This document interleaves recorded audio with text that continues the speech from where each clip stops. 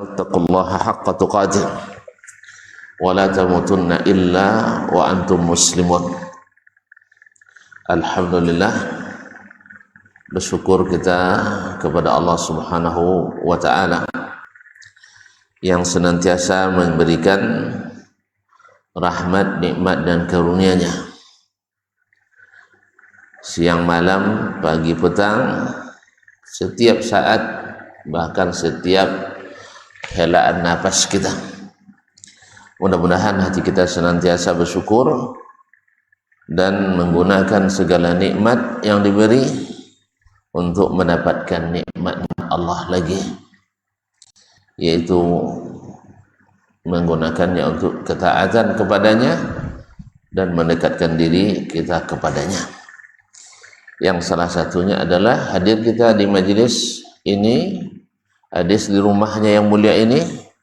Mudah-mudahan memuliakan kita di akhirat nanti, bahkan di dunia ini, di tempat yang disebut oleh Nabi ahabbu al-biqa'i ilallah, yaitu tempat yang paling dicintai Allah.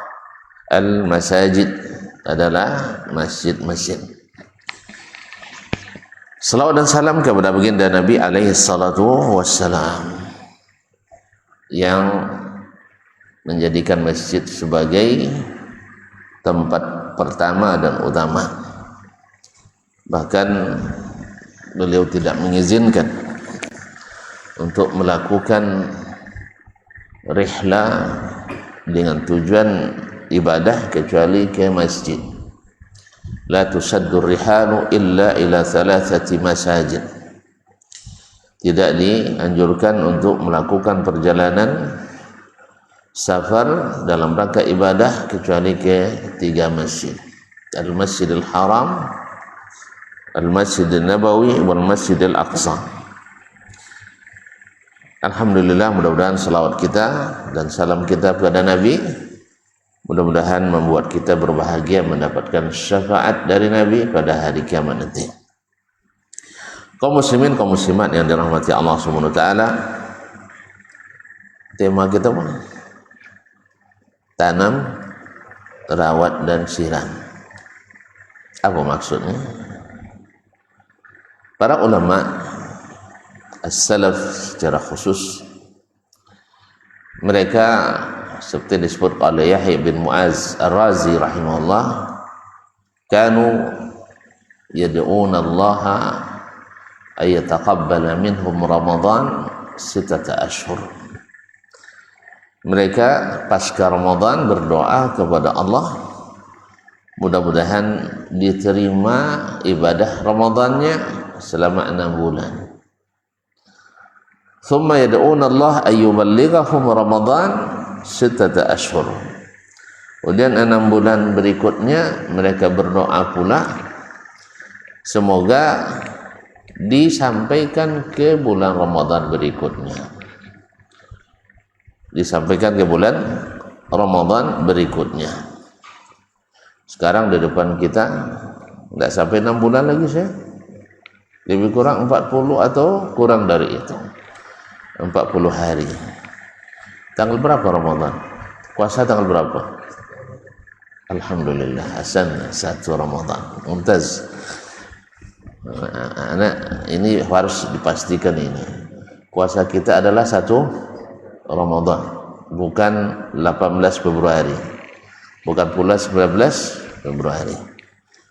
Karena menjadikan Februari sebagai patokan ini merusak persatuan, akan membuat perselisihan yang berkepanjangan.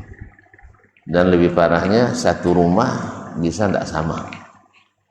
Satu rumah bisa tidak sama. Wallahu musta'an. Dan itu kayaknya tidak terjadi kecuali di Indonesia. Masalah Indonesia ini memang masalah Bhinneka Tunggal Ika. Artinya bermacam-macam dan beragam-ragam, tapi tetap berbantah. Tetap bersatu. Ma'asyarul kiram dirahmati Allah SWT. Apa yang membuat mereka begitu bersemangat ketika mendengar Ramadan semakin dekat? Apa yang buat mereka semangat? Tentu tidak lain dan tidak bukan karena mereka melihat bulan Ramadan itu adalah bulan panen raya, itu panen pahala. Jadi bukan kerja keras, tetapi menikmati. Bagi sebagian ada rada-rada takut datang Ramadan. Apa sebab? Meningkat belanja katanya. Biasanya belanja cukup kan? Sekarang udah tambah THR pun kurang. Saya udah tambah THR pun kurang. Tambah belanja, risau. Atau bagi yang tak biasa berpuasa, risau. Biasanya makan tiap hari, sekarang harus puasa 30 hari.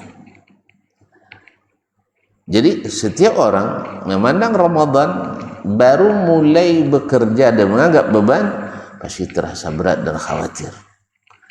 Nah, mereka kaum muslimin dan muslimat dalam memandang Ramadan itu sebagai bulan panen raya, bukan lagi bulan bercocok tanam. Kira-kira mana tuan-tuan lebih senang?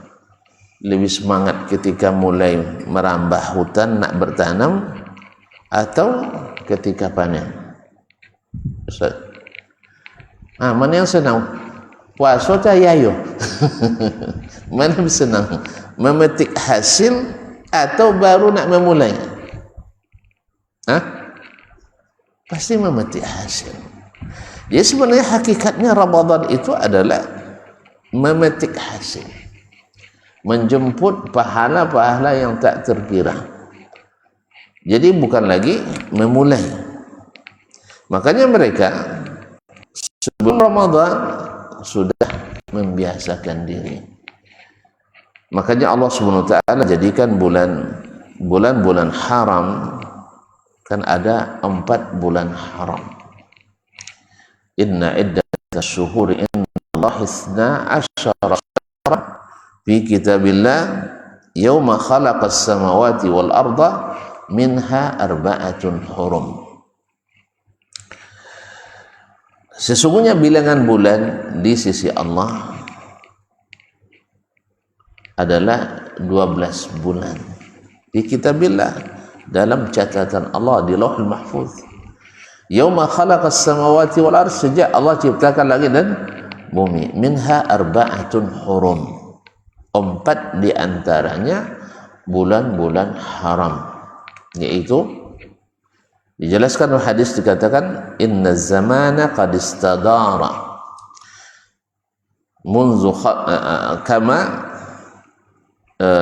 munzu khalaqallahu as-samawati wal ardh al-sanatu 12 syahran minhun aw minha arba'atun hurum, 3 mutawaliyat, Zulqa'dah wa Zulhijjah wal Muharram, wa wahidun fard wa huwa Rajab Mudhar.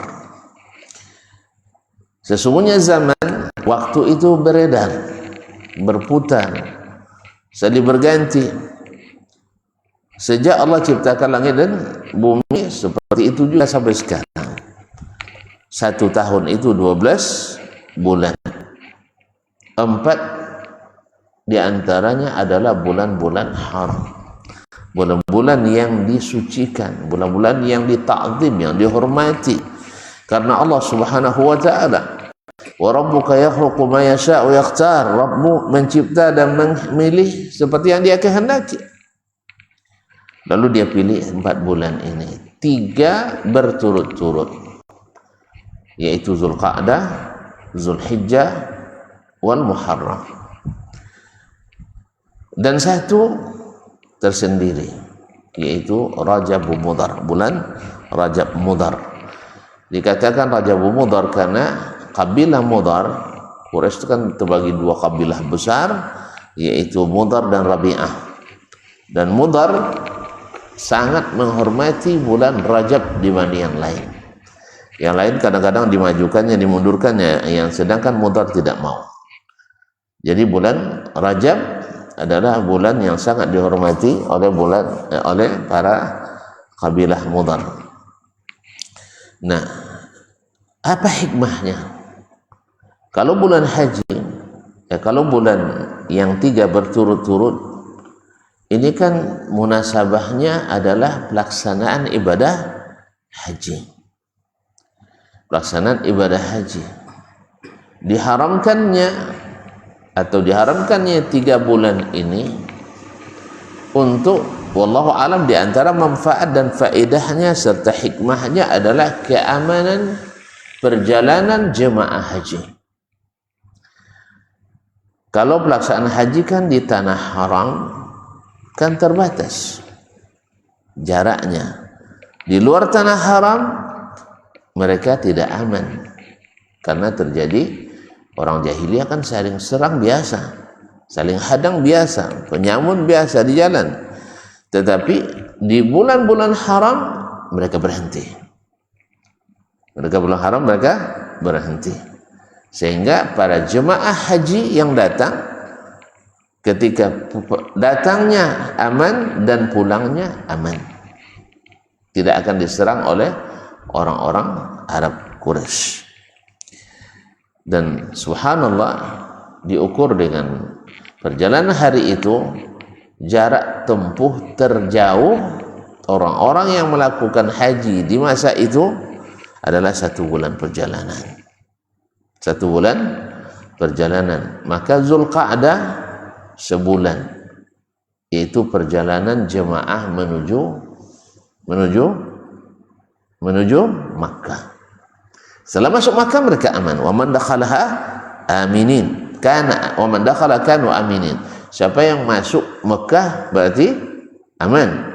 Tapi menjelang sampai, maka Allah berikan pengamanan dengan menjadikan bulan Zulqa'dah bulan haram. Kemudian pelaksanaan haji di bulan Zulhijjah itu juga ditambah lagi di bulan haram dan di bulan haram dan di tanah haram, sehingga keamanannya lebih lagi. Kemudian kepulangan mereka setelah melaksanakan haji, ada pula bulan Muharram yang membuat mereka aman balik sampai ke kampung halaman masing-masing. Selepas itu baru bulan biasa. Nah, di bulan-bulan biasa orang-orang dulu tidak tidak seperti bulan haram. Kalau bulan haram itu mereka menghormati. Kayaknya lebih dari kita hari ini. Orang Islam hari ini kadang tidak tahu dia bulan Rajab ini bulan haram kan. Abi berbantah aja cerita. Kan banyak kita yang berbantah hari ini. Beriba, madu domba, menghasut, memfitnah, berdusta di bulan haram. Tak ada kata Allah Subhanahu wa taala, "Fala tazlimu fihinna anfusakum." Jangan kalian menzalimi diri kalian pada bulan haram itu. Nah, sekarang apa munasabahnya atau bagaimana pula hikmahnya ke Rajab sendiri dan menjelang bulan Sya'ban. Kemudian lepas itu bulan Ramadan. Ma'asyarul kiram dirahmati Allah. Para ulama menyebut bulan Rajab ini adalah syahrul ghiras, yaitu bulan menanam. Kenapa bulan menanam? Tadi kita katakan bahwa Allah menjadikannya sebagai bulan haram, di mana di bulan haram ini sebagaimana pahala dilipat gandakan, demikian juga dosa berbuat maksiat dan kezaliman juga dilipat gandakan. Maka seolah-olah kalau kita amati, puasa itu unsur yang paling menentukan di puasa itu apa? Amalan yang paling berat di puasa itu apa? Menahan. Sah? Mana yang lebih berat? Mendorong atau menahan? Begitu aja kok payah. Mana yang lebih berat? Jadi juara atau mempertahankan juara? Hah? Ini tanya sama imam kita. Mana lebih baik, berkeluarga atau mempertahankan keluarga? Hah? Bertahan itu lebih berat. Kalau mendorong lebih ringan. Sahih? Mendorong lebih ringan. Tapi menahan berat. Sah?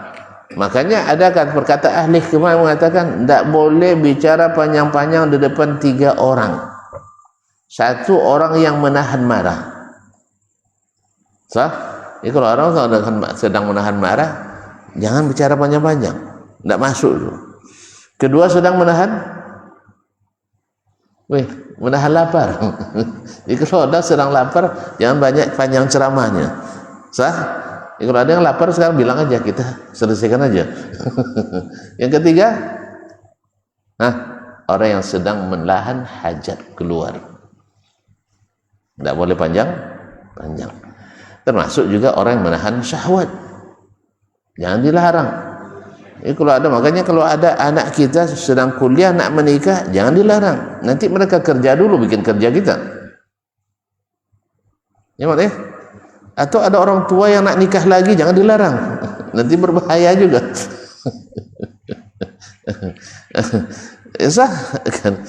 Karena menahan itu berat. Nah, kecuali dengan penahan.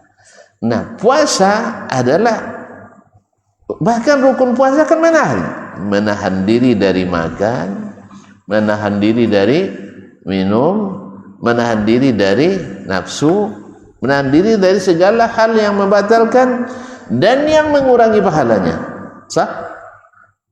Oleh itu kaum muslimin dan muslimat dirahmati Allah, seolah-olah Allah katakan, kalau kalian nak menempuh Ramadan nih, saya berikan masa pelatihan, menanamkan sifat-sifat dan kekuatan untuk menahan diri.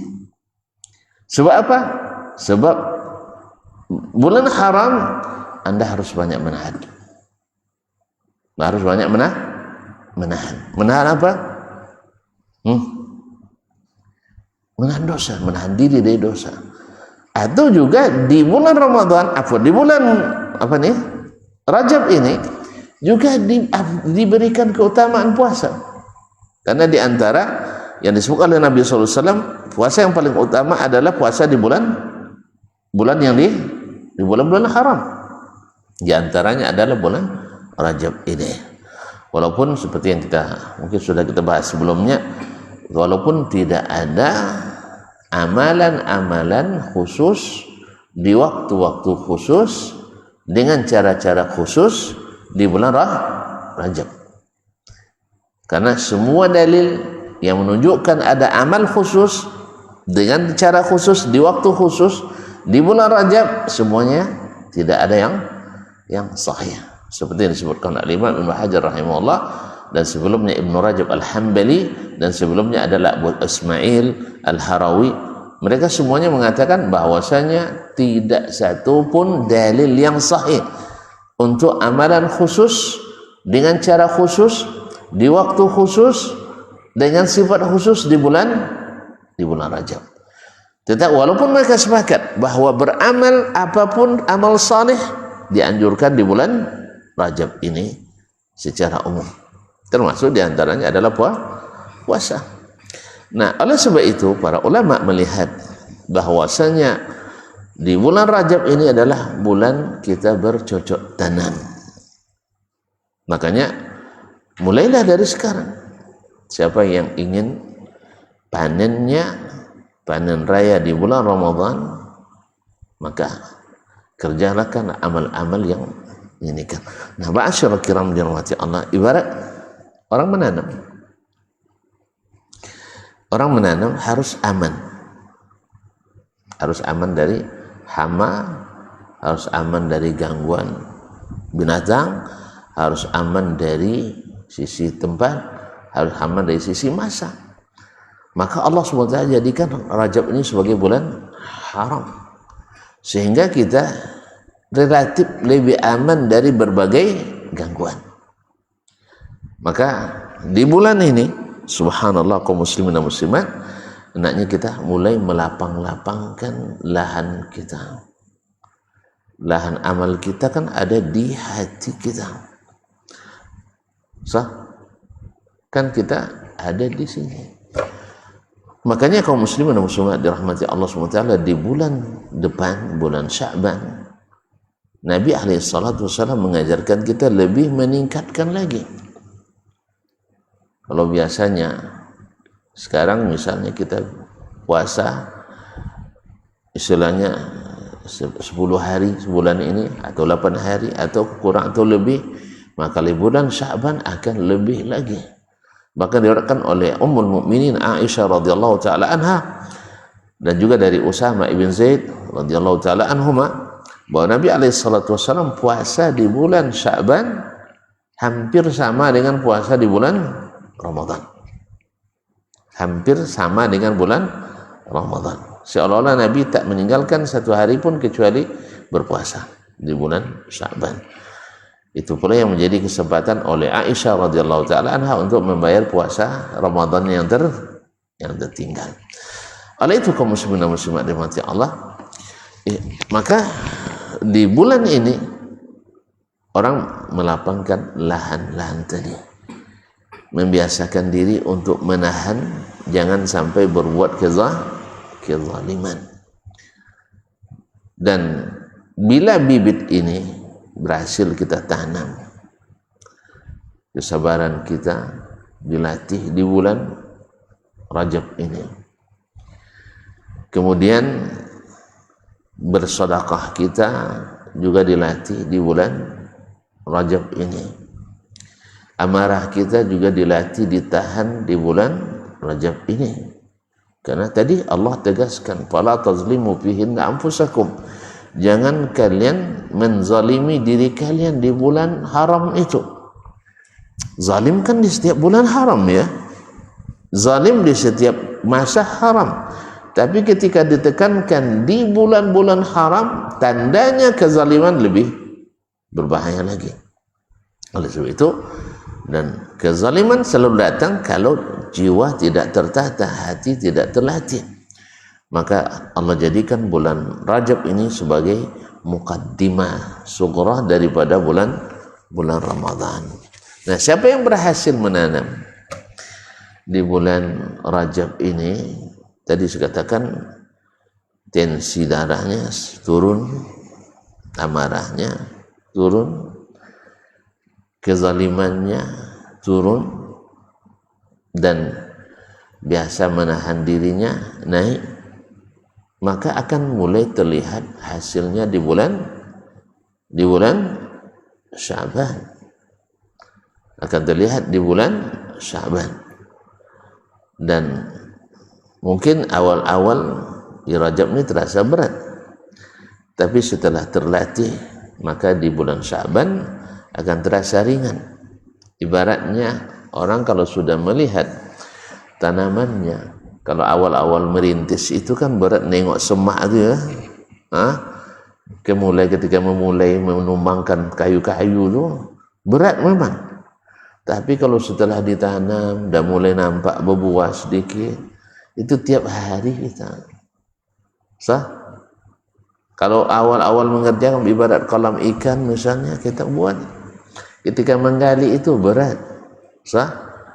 Tapi ketika mulai kita kasih makan ikan, dah melompat-lompat dia, apalagi dah hampir-hampir bisa dipanen, bisa dimasak, Masya Allah, tiap hari tak terasa waktu berlalu.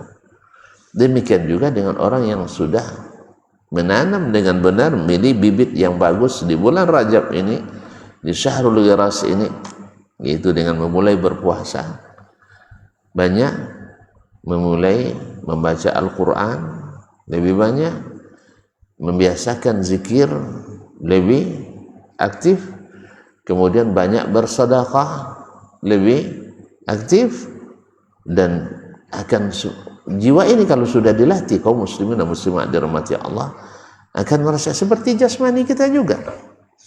Kalau lama tidak kita latih, dia akan pegal-pegal. Iya, setahun tak olahraga, buat olahraga. Porsi pula sehari pula olahraga, kan? Malam tak bisa tidur, pegal-pegal semua. Tapi kalau sudah dibiasakan berangsur sedikit demi sedikit, besoknya kalau tidak olahraga terasa nggak enak. Demikian juga dengan jasmani rohani kita. Ketika awal-awalnya berat, ya bagaimana, ya subhanallah kaum muslimin muslimat, awak yang berhemat-hemat mencari, dan kita kumpul, tiba-tiba orang datang nelpon langsung minta bantuan, kan berat enggak sih? Walaupun kadang banyak yang bikin alasan pula, kan. Nah, tapi ketika kita sadar bahwasanya di antara yang Allah berikan kepada kita ada rezeki hamba-hamba Allah yang lain, atau ada bagian dari dakwah dan agama Allah di situ, atau ada yang sebenarnya itulah yang untuk kita, yang sebenarnya hakikatnya yang kita berikan itulah yang untuk kita. Nabi alaihissalam pernah, sebelum dia pergi, dia meninggalkan seekor kambing yang sudah dibantai dan dikuliti. Lalu ketika pulang dia tanya ke Aisyah radhiyallahu anha, bagaimana beritanya kambing tadi? Kata Aisyah, ya Rasulullah, semuanya sudah habis kecuali tulang yang ini zira, ini bagian tangannya, karena Nabi mau suka daging yang bagian tulang tangan itu Nabi suka sallallahu alaihi wasallam. Kata Nabi sallallahu alaihi wasallam, baqiya kullu syai' illa al-qira atau illa al-qura. Sebenarnya yang tinggal itu yang habis dibagikan itu, sedangkan yang ini bukan yang tinggal, ini justru yang akan kita habis. Karena memang harta kita itu yang kita makan lalu habis jadi ampas atau jadi gizi, yang kita pakai lalu jadi lusuh, dan yang ketiga yang kita infakkan, dan itulah yang kekal abadi. Cuman masalahnya seperti kata Nabi alaihissalatu wassalam, ayyukum malu warithi ahabu ilaihi min malihi. Siapa di antara kalian yang harta ahli warisnya lebih dia cintai dari hartanya sendiri? Paham enggak? Harta ahli waris lebih kita cintai daripada harta kita sendiri. Kata para sahabat, siapa pula ya Rasulullah yang harta ahli waris lebih cintai daripada harta dia sendiri? Lalu kata Nabi, katakan, yang kalian infakkan itulah harta kalian, yang kalian simpan itu harta untuk ahli waris. Sekarang kita nyatanya mana yang lebih kita cintai, harta untuk ahli waris atau harta yang akan kita bawa? Rata-rata harta untuk ahli waris. Saya simpan sedikit dari gaji saya misalnya, pendapatan saya, penghasilan saya, untuk apa? Untuk anak-anak misalnya, atau untuk istri kalau kita meninggal, sah? Berarti untuk ahli waris. Setelah itu, setelah kita meninggal, nikah lagi dia, kasih sama suami baru, atau anak kita juga yang akan menikmati. Oleh sebab itu kaum muslimin rata-rata kita, kata Nabi alaihissalam, lebih mencintai harta ahli waris dari harta kita sendiri. Makanya kita menyimpan untuk orang yang ditinggal, padahal seharusnya kita menyimpan untuk akan kita nikmati. Makanya ketika kita nanti diantar ke kuburan, diantar oleh 3, harta, anak, keluarga, yaitu keluarga, dan yang 3 adalah amal kita. 2-nya pergi, harta balik lagi, anak pulang lagi, yang tinggal adalah amal kita. Oleh sebab itu kaum muslimin dan muslimat dirahmati Allah, di bulan Rajab maka dijadikan sebagai syahrul ghiras. Memang lebih berat karena menanam itu lebih berat, tetapi ketika sudah masuk ke bulan Sya'ban, ini nanti adalah bulan merawat dan menyiram. Merawat dan menyiram, tergantung siapa yang di bulan Sya'ban nanti merawat dan menyiram dengan penuh hati, dan setiap waktu dan setiap hari pastikan akan panen di bulan Ramadan dengan sangat menggembirakan.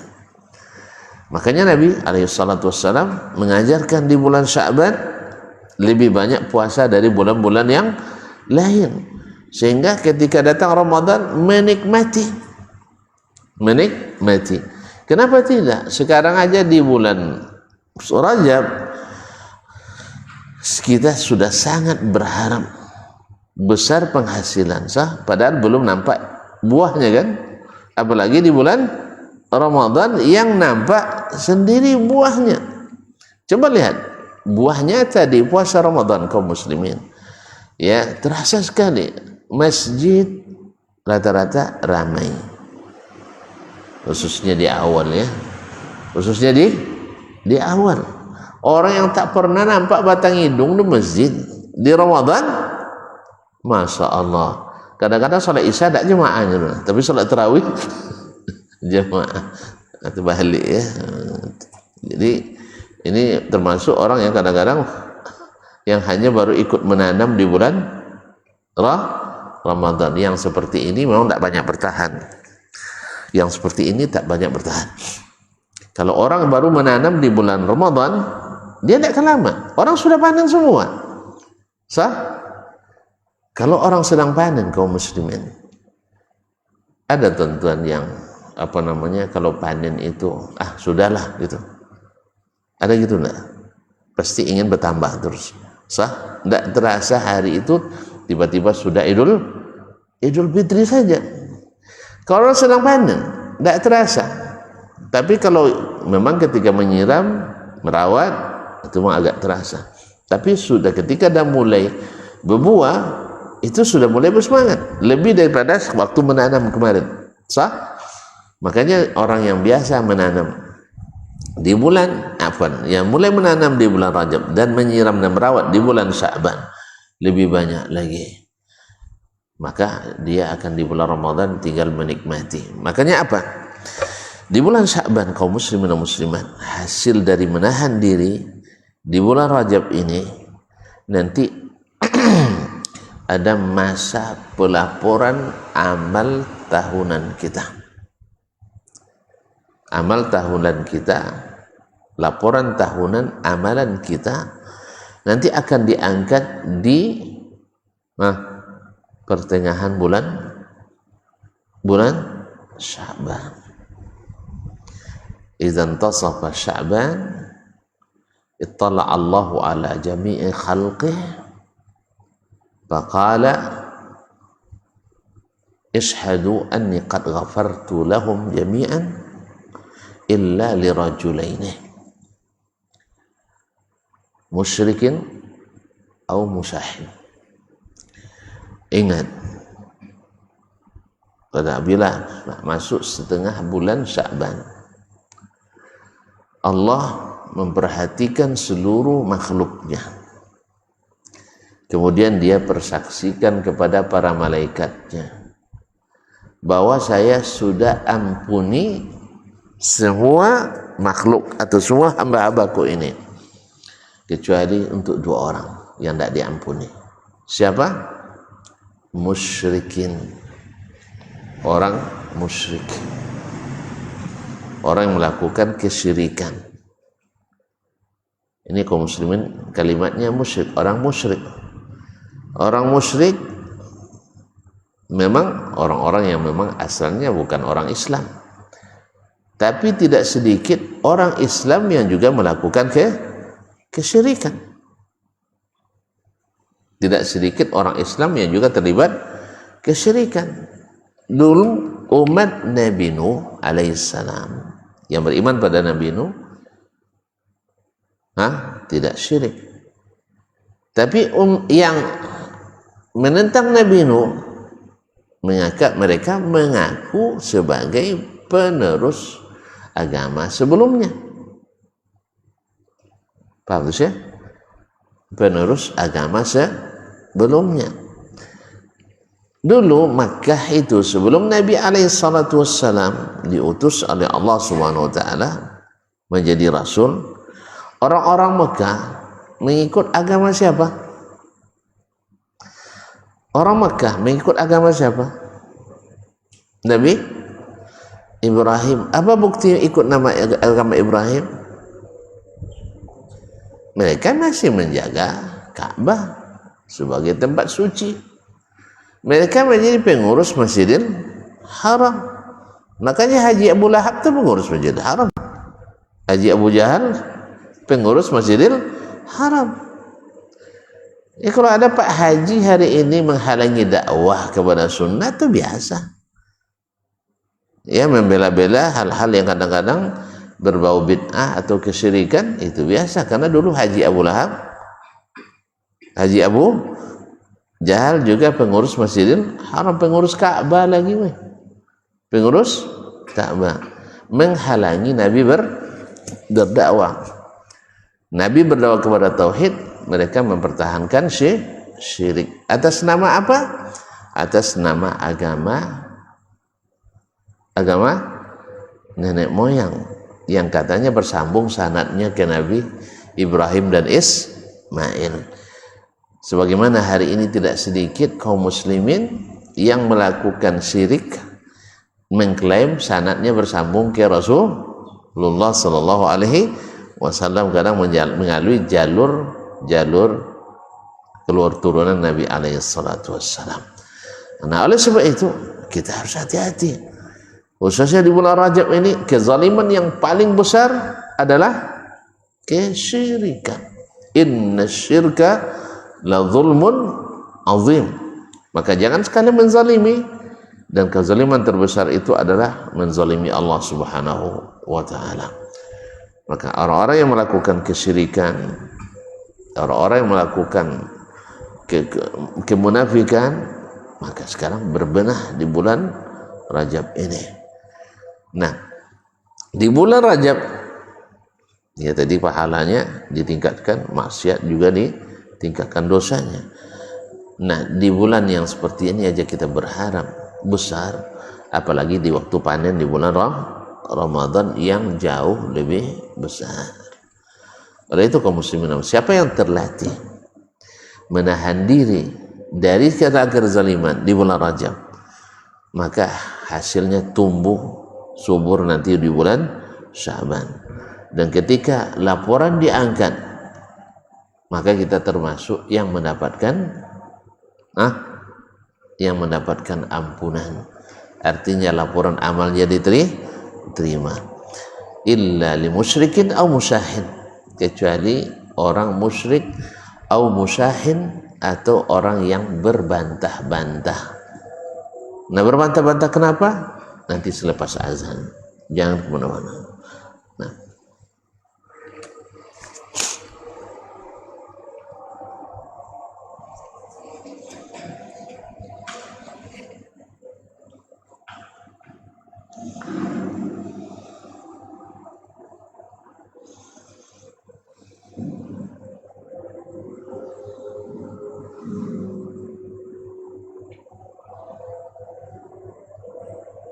Allahu Akbar, Allahu Akbar, Allahu Akbar,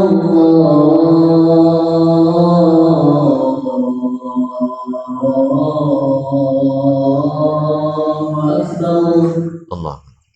Asyhadu an la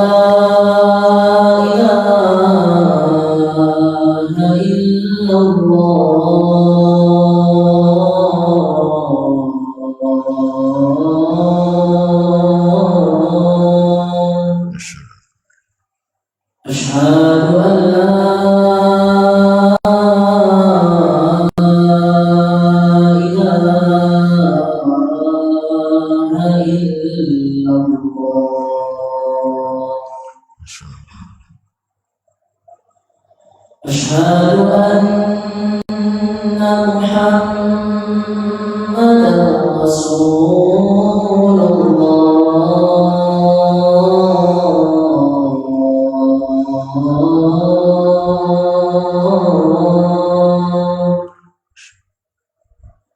Asyhadu anna Muhammadan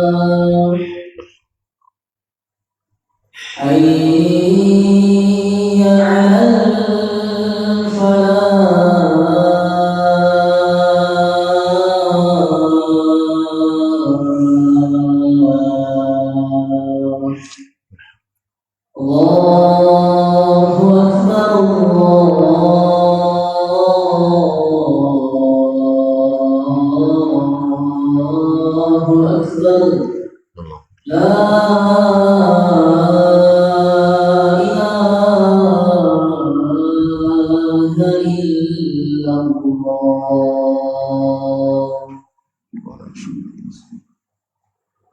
اللهم صل على محمد اللهم رب هذه الدعوة والصلاة.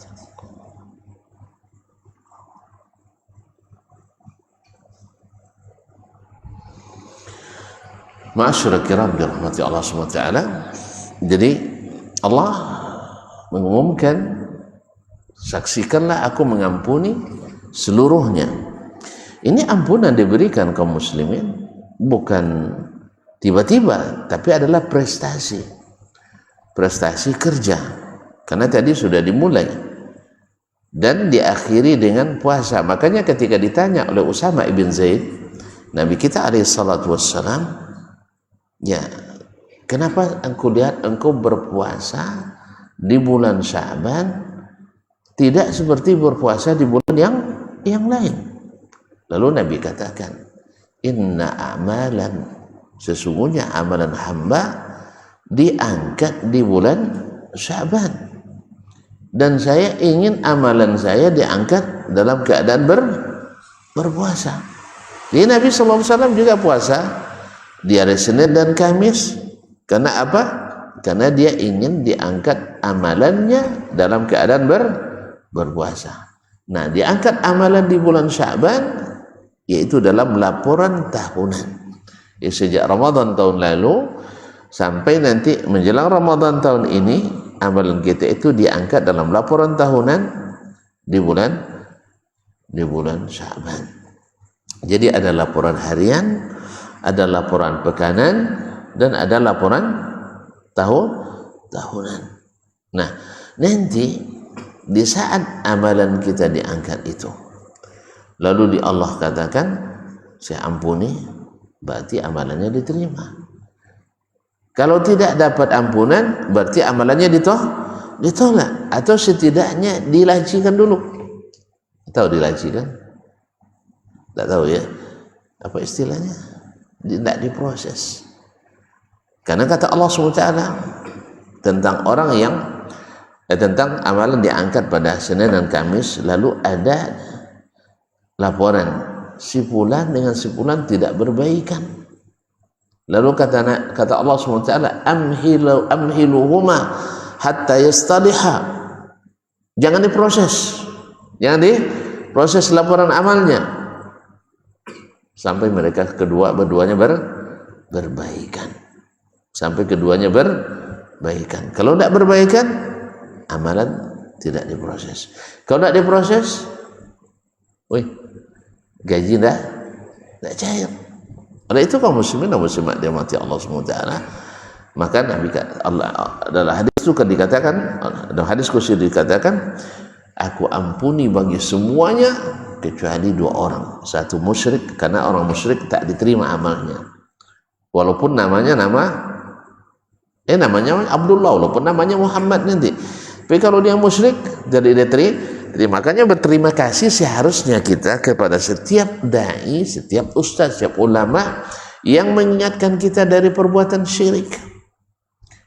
Jangan justru marah, kerja nyirik-nyirikkan orang aja katanya, dikit-dikit syirik, dikit bid'ah katanya. Kita mengatakan itu karena membuka kesyirikan, membuka bid'ah itu kan tidak semua orang berani. Enggak? Ibarat bom tuh yang gegana aja yang berani, sah. Paham enggak? Iya. Kan tidak semua orang bisa menjenakkan bom kan? Sah? Padahal ini bom paling berbahaya nih, syirik dan bid'ah. Orang kan kalau cerita ngajak untuk bersedekah, ngajak untuk menuntut ilmu, ngajak untuk hidup zuhud, semua orang tidak ada yang akan bantah kita. Ya betul, itu harus dirikan sholat, rajin puasa, rajin silaturahim, rajin berkasih sayang, kalau perlu Natalan pula bersama. Auzubillah. Muslimin yang dakwah seperti ini cenderung mudah dibanding mengatakan ini bid'ah, ini syirik. Kenapa? Karena menyalahkan itu atau sifat manusia, walaupun dia salah, paling tak suka disalahkan. Sifat manusia. Walaupun dia salah, tetap tidak suka disalahkan. Contohnya kita, ketika disalahkan oleh orang tua kita, kenapa kamu lambat pulang? Gimana jawabannya tuh? Dulu waktu sekolah pasti tidak senang disalahin. Sahih? Ama kan nggak tahu kan di rumah aja katanya gitu kan. Saya yang tahu, saya yang belajar dan sebagainya. Tetap salah. Yang salah tidak suka dibilang salah. Bagaimana caranya lagi? Dibiarin aja. Terjadi pembiaran, akhirnya terbiasa berbuat salah. Makanya tidak dibolehkan. Kenapa dulu orang Quraisy itu, orang Arab itu, yang asalnya Makkah itu adalah kota tauhid, kayaknya tidak setuju nampaknya. Makkah dulu kota apa? Kota syirik atau kota tauhid? Apa buktinya? Ada patung di situ dulu? Ada patung di situ? Enggak ada. Ibrahim kan bangun pertama kali kan? Wa iz yarfa'u Ibrahimul qawa'ida minal baiti wa Ismail.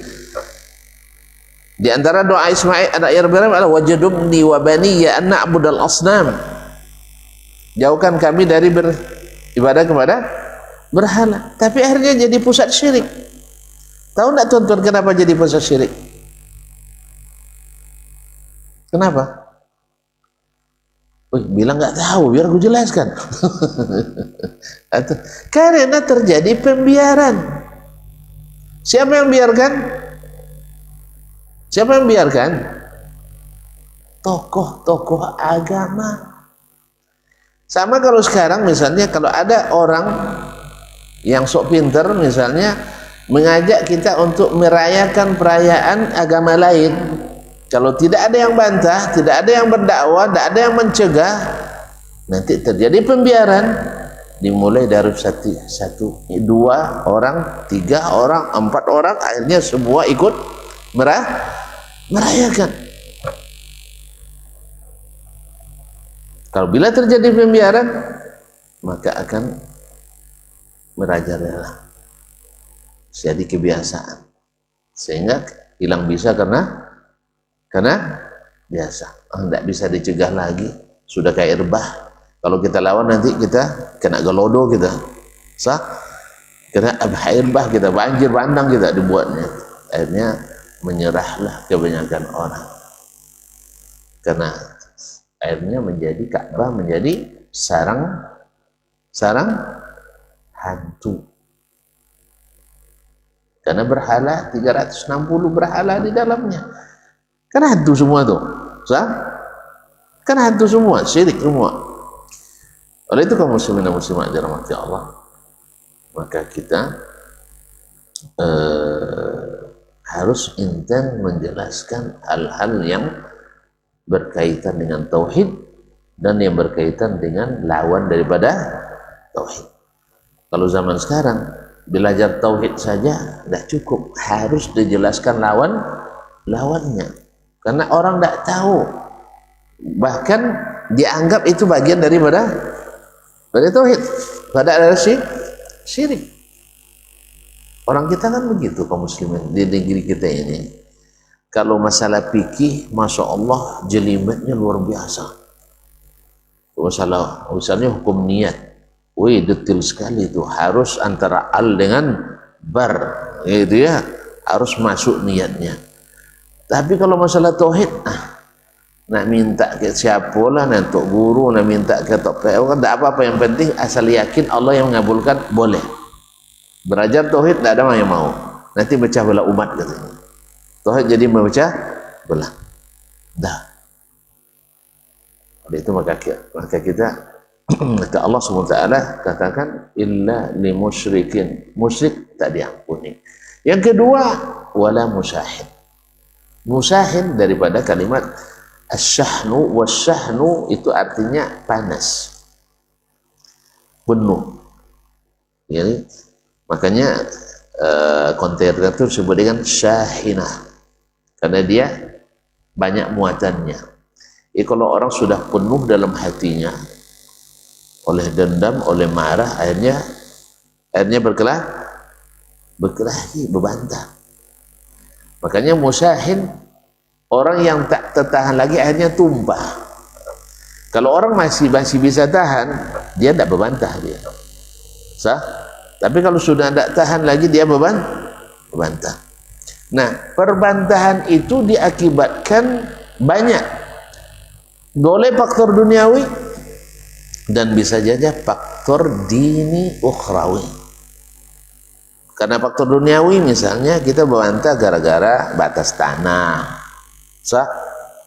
Gara-gara sejengkal akhirnya masuk kubur orang gara-gara itu. Atau karena bagi hasil tidak sama rata. Sah? Yang satu merasa dia paling berjasa, setiap hari kerja, dia ngatur, dia ngitung, dia ngawas. Yang satu hanya kasih modal, menggonggang kaki aja kan.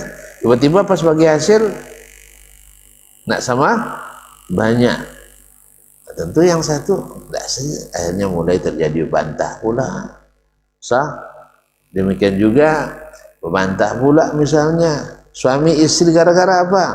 Kiper terlalu maju kadang. Kiper terlalu maju karena strikernya lamban. Akhirnya kiper yang maju. Akhirnya terjadi pula perselisihan. Sah? Ini serumah tapi bantah terus.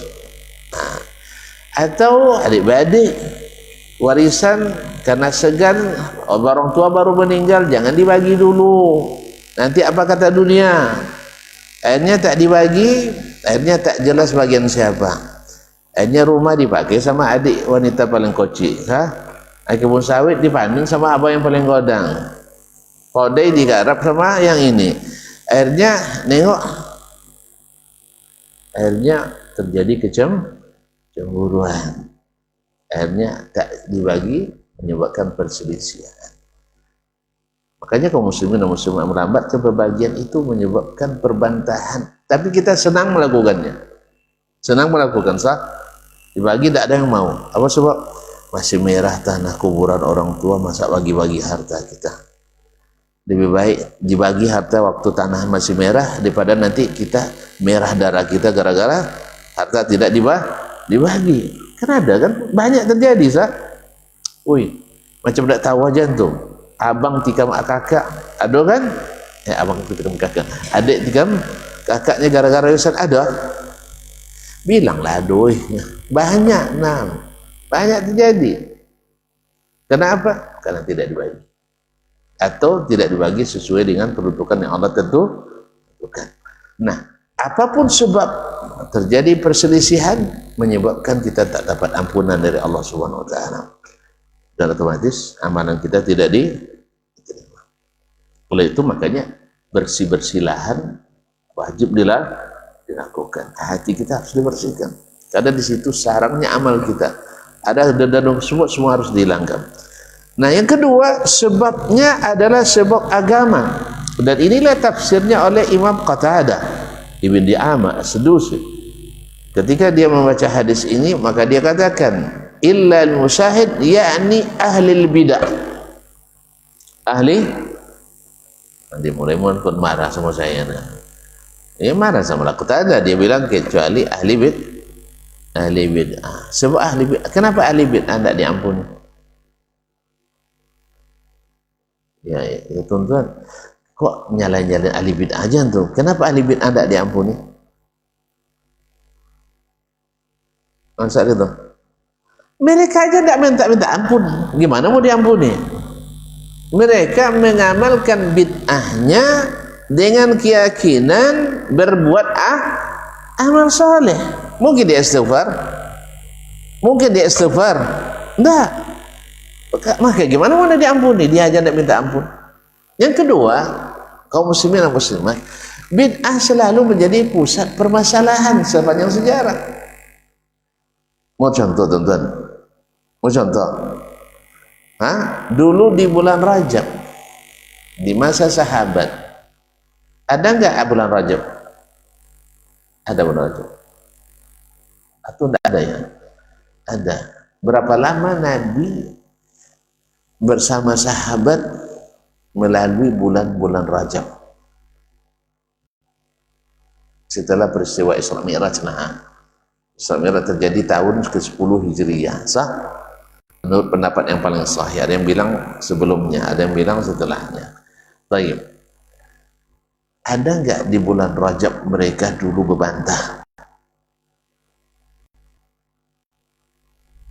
Gara-gara bulan Rajab, maksud saya gara-gara bulan Rajab, bukan gara-gara yang lain, maksud saya. Gara-gara amal bulan Rajab, ada mereka dulu berselisih? Berbantah? Hah? Sekarang? Sekarang? Banyak. Sah? Itu masjid aku tuh binaan, tidak ada peringatan Isra Mi'raj udah katanya kan? Namanya kenapa tidak ada? Mulai sindir menyindir di sini. Taib, kenapa ada masalah ini? Kapan adanya perselisihan?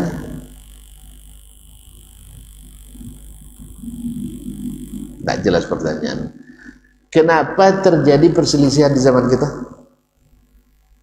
Sejak kapan adanya orang berselisih gara-gara bulan Rajab?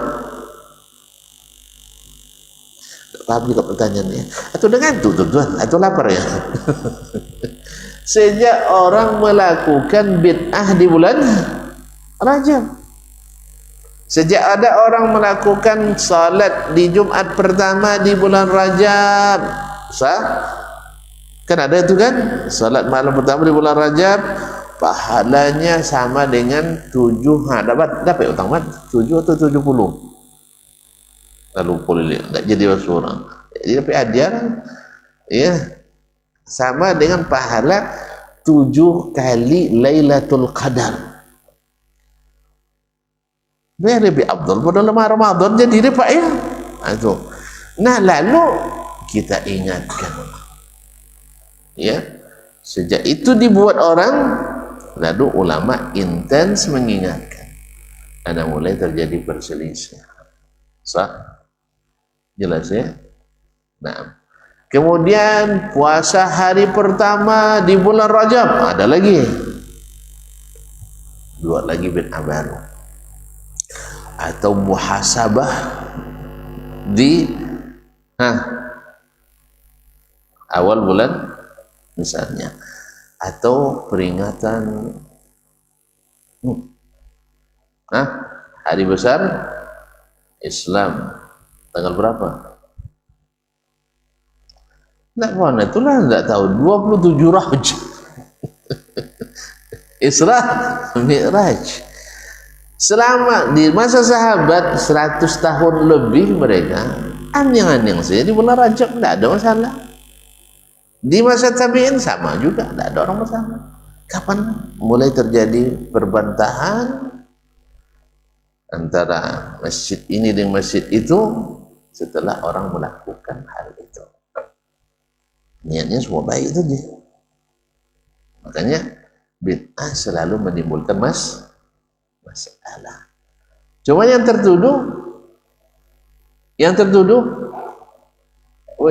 tertuduh bikin masalah siapa? Ahli bid'ah atau ahli sunnah? Ahli sunnah. Dulu orang tuh bikin syirik di Makkah, datang Nabi menjelaskan perbuatan itu salah. Sah? Nah, yang disalahkan siapa? Yang disalahkan siapa? Nabi SAW. Padahal mereka yang bikin masalah. Lalu Nabi disalahkan. Sekarang ajaran Nabi sudah lengkap. Tiba-tiba datang pula orang belakangan membuat hal yang baru dalam agama. Datang kita yang ingin beragama seperti zaman Nabi SAW. Lalu kita jelaskan. Marah nggak orang dijelaskan? Marah nggak orang dijelaskan? Marah. Siapa yang disalahkan? Siapa yang disalahkan? Yang menjelaskan. Sebab apa? selama ini kami tidak ada yang mencegah dulu, tiba-tiba pulang dari Madinah lah bid'ah semua. Iyalah dulu, sebab dulu semuanya pembiaran, kan terjadi pembiaran. Mungkin sebagian ulamanya waktu itu tahu, seperti dulu antara Sunan Ampel dengan Sunan Kalijogo, ketika memakai gamelan untuk dakwah, tidak sepakat mereka. Kata Sunan Ampel, tidak usah pakai. Kata Sunan Kalijogo, enggak apa-apa dulu, besok nanti dai-dai setelah kita nanti perbaikinya. Akhirnya bukan gamelan lagi, koplo, dangdut dipakai orang untuk dakwah. Ya Ustaz ya, kan ada selawatan pakai selawat koplo. Lalu melihat yang seperti itu, tentu orang yang mau Allah ridha supaya mereka tak terjerumus, maka kita nak menyelamatkan, maka kita katakan jangan dibuat. Siapa yang disalahkan? Siapa yang disalahkan? Weh, siapa yang disalahkan oleh mereka? Astagfirullahaladzim. Yang mencegah atau yang membiarkan? Yang mencegah. Ini bikin masalah. Terlalu kepo sekali Anda. Masa ngurus urusan aman orang? Memang Anda malaikat, dia katanya. Dulu juga Nabi juga seperti itu disalahkan. Padahal dulu aman-aman aja. Sekarang tiba-tiba kalian mengingkari. Jelas aman itu karena pembiaran tadi. Hanya jadi kerja kita. Itu nak marah pula kita pada Sunan Kalijogo itu kan. Mereka juga kira dulu masalah. Jadi ketika dibiarkan, bahkan dilakukan oleh sebagian pelaku dakwah, akhirnya menjadi kerja keras kita di belakangan ini. Tapi yang bagi yang ingin zona selamat, aman-aman saja, tidak usah ditegah. Ya, ajarkan aja tauhid, tapi jangan singgung-singgung syirik. Nanti banyak yang tergeser. Ajarkan saja misalnya buat baik, tapi jangan singgung-singgung maksiat, banyak yang tersinggung nanti. Ya, jelaskan aja sunnah, tapi jangan bilang lawannya bid'ah. Nanti pokoknya sunnah oke juga, bid'ah hasanah oke juga.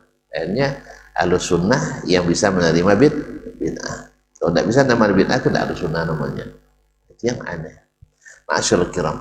Jadi illa lirajulain, kecuali dua, musyrik wa musyahid. Itu orang syirik dan orang yang membuat perselisihan. Nah, pembuat perselisihan ini karena dua sebab. Satu karena sebab duniawi, yang kedua karena sebab ukhrawi dini, yang menyebabkan orang berselisih. Di antaranya adalah masalah agama. Dulu ketika ulama kita sepakat semuanya, kalau ada yang Natal tidak mengucapkan selamat, aman aja. Timbul pula sebagian orang-orang hebat kan, orang-orang cerdas. Kan orang cerdas ya, cuman tidak berilmu kadang, atau berilmu tapi tak adanya ilmunya. Ada mulai bukan hanya sekedar menyamakan selamat, tapi sudah sampai ikut Natalan bersama.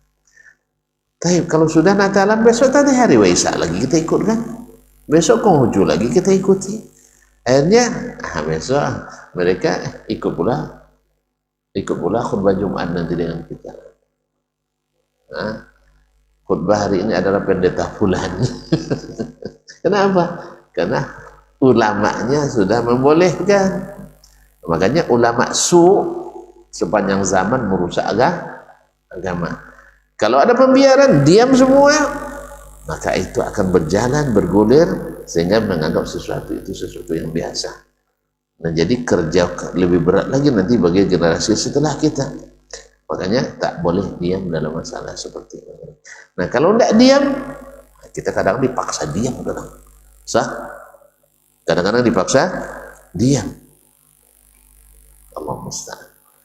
Jadi orang-orang seperti ini yang membuat perselisihan umat, tak diampuni Allah SWT. Mau tidak diampuni?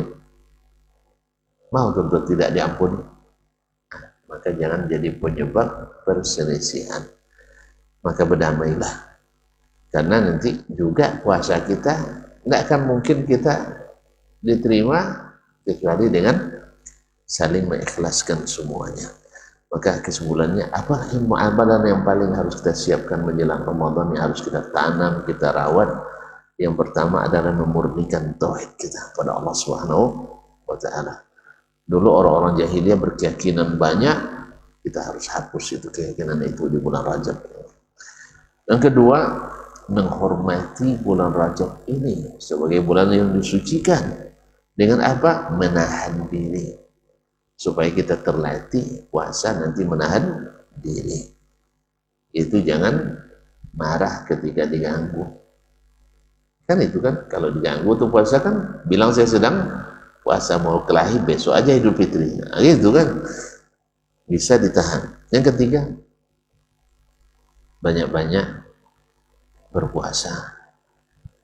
Memulai menanam bibit-bibit puasa bagi yang belum biasa. Tapi kalau sudah biasa sepanjang tahun puasa Daud, Masya Allah, baginya tidak lagi susah untuk menanam. Kemudian bulan Sya'ban ditingkatkan dengan menyiram dan merawatnya sehingga buahnya nanti betul-betul mekar dan ranum di bulan Ramadan.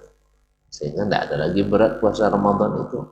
Tidak ada istilah puasa tua lagi kan. Nah, kalau dulu kan di kampung ada puasa setua, tidak puasa cunde, baru hari pertama tidak kuat aku katanya kan. Iya hari pertama. Orang sejak Rajab sudah bertanam, dia masih tidur-tiduran, masih lalai. Sya'ban orang sudah banyak, sudah mulai berbunga, berputih kan di awal. Nah, dia baru nak mulai nanam ketika orang panen. Itu tidak semangat dia, tidak semangat. Makanya tanam, rawat dan siram. Mudah-mudahan di Ramadan kita menjadi orang-orang yang memanen. Kalau panen tak terasa hari berlalu. Kemudian kedua, ingin berlama-lama kita di waktu itu. Cenderung durian, durian jatuh kan, asal masih banyak di atas tuh, tidak bisa tidak tidur malam itu ya. Atau ketika musim ikan mudik istilahnya kan, itu sampai malam-malam tidur cari ikan tuh. Jadi kalau itu kaum muslimin dan muslimat, itulah. Atau musim-musim laku jualan, itu tidur, orang tidak tidur kadang semalam terus ya. Tengoklah hari raya, menjelang hari raya, 24 jam buka. Tapi orang-orang yang mengejar akhirat, makanya 24 jam buka pintunya, itu amalnya. Terima kasih dan mohon maaf sekali, cukup sampai di sini. Lupa lagi, nahan marah juga. Kata Dewan, nahan marah, perbaiki hubungan sesama. Kemudian banyak Quran, kemudian adalah banyak bersedekah. Karena itu inti-inti amalan yang akan diperbanyak di bulan Ramadan. Karena Ramadan, siapa yang beri buka untuk orang puasa dapat pahala. Biasakan dari sekarang, siapkan perbukaan untuk orang yang puasa. Tidak bisa kita lakukan sendiri, mungkin melalui lembaga atau orang-orang yang melakukannya. Tidak perlu banyak-banyak, sesuai kemampuan kita. Karena yang memberikan perbukaan untuk orang puasa, 1 orang dapat pahala 1 orang, 10 dapat puasa 10 orang. Baik, sekiranya demikian. Sabar, karena itu puncak segalanya. Terima kasih dan mohon maaf. Wabillahi taufiq wal hidayah. Wallahu taala alam. Sallallahu alaihi wasallam. Wassalamualaikum warahmatullahi wabarakatuh.